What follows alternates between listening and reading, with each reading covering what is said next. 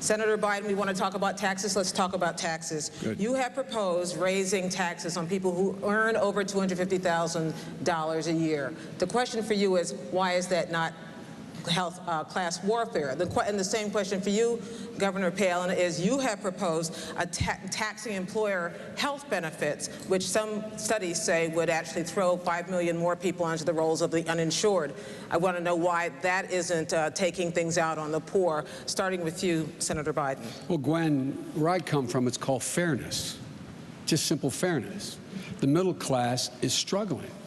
The middle class under John McCain's tax proposals, 100 million families, middle class families, households to be precise.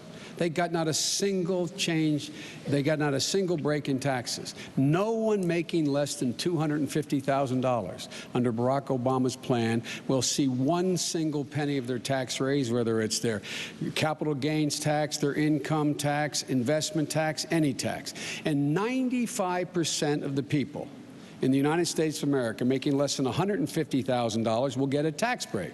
Now, that seems to me to be simple fairness. The economic engine of America is the middle class. It's the people listening to this broadcast.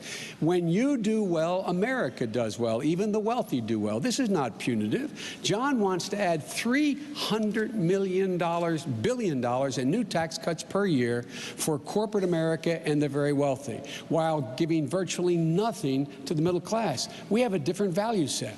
The middle class is the economic engine. It's fair. They deserve the tax breaks, not the super wealthy are doing pretty well. They don't need any more tax breaks. And by the way, they'll pay no more than they did under Ronald Reagan. Governor?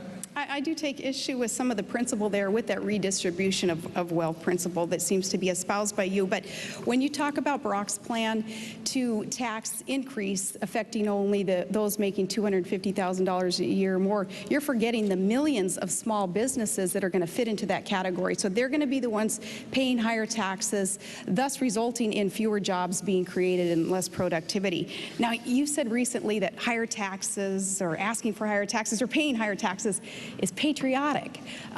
In the middle class of America, which is where Todd and I have been, all of our lives, that's not patriotic.